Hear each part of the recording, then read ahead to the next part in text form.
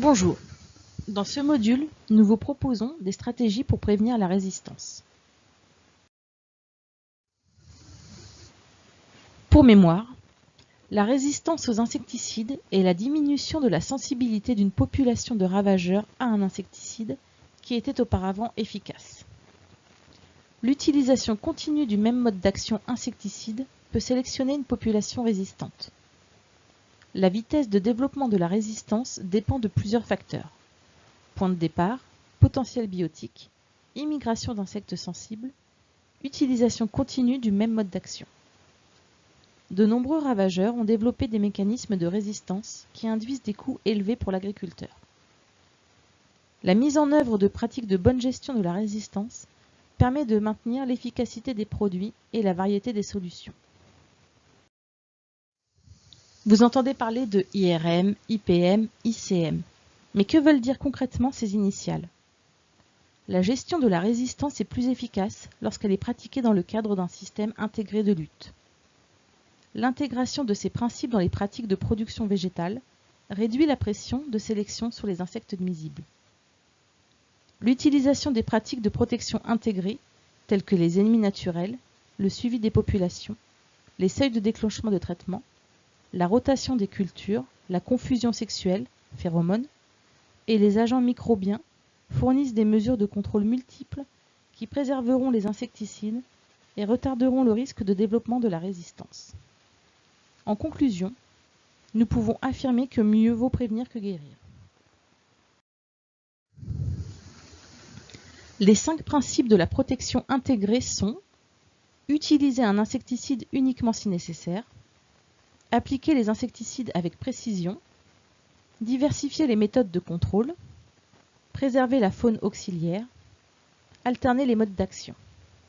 Mise en pratique, cela permettra de contrôler plus efficacement les populations, réduire la pression de sélection en éliminant les individus résistants de la population, réduire le risque d'apparition de résistance et assurer un contrôle durable des ravageurs.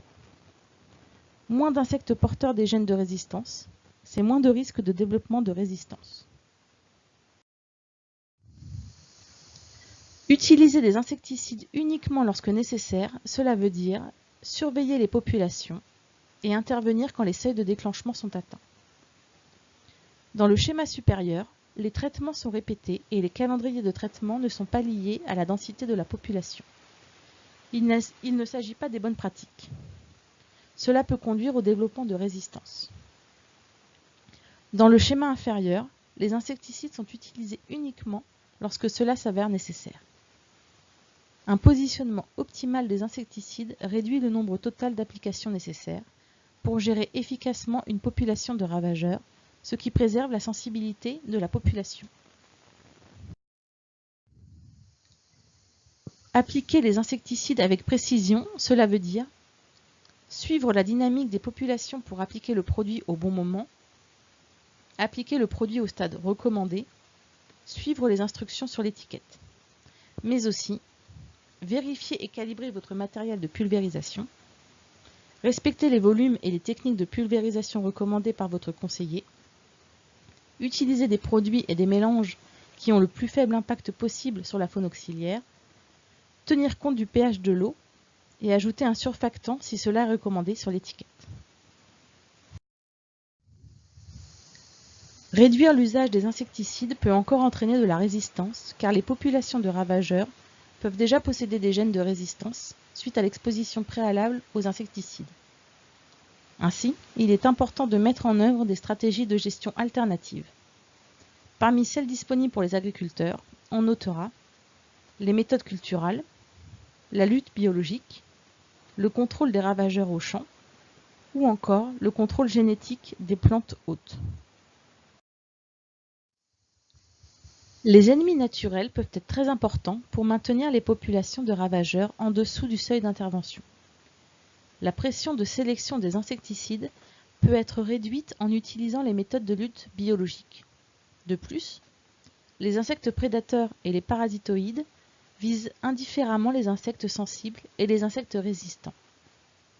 Le choix de produits insecticides ayant un faible impact sur la faune auxiliaire permet l'utilisation simultanée de 2 stratégies.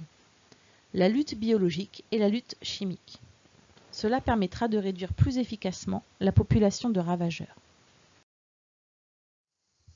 Il est impératif de mettre en place des stratégies de gestion de la résistance. La surutilisation de produits insecticides peut conduire au développement de résistance.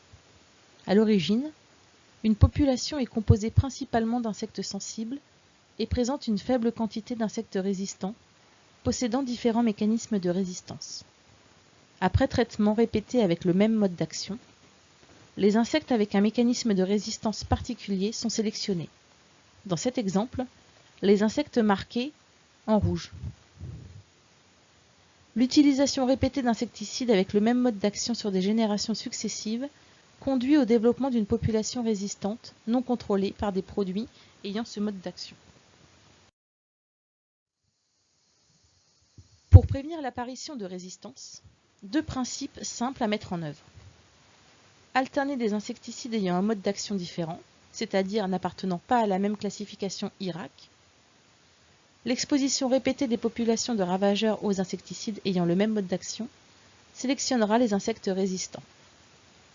Vérifier l'efficacité des insecticides au champ et n'utiliser un insecticide que si le seuil d'intervention est atteint.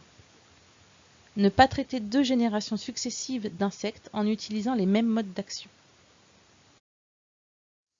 En conclusion de ce module, une stratégie de gestion de la résistance basée sur l'alternance des modes d'action, combinée à des méthodes de lutte intégrées, contribue à prévenir ou ralentir le développement d'une population résistante.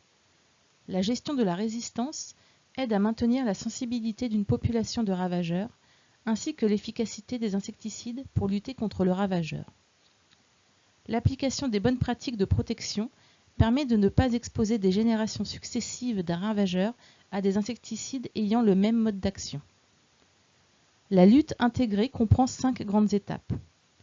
Utiliser des insecticides uniquement lorsque cela est nécessaire, appliquer les produits avec précision, diversifier les méthodes de lutte, préserver la faune auxiliaire, alterner les produits ayant différents modes d'action.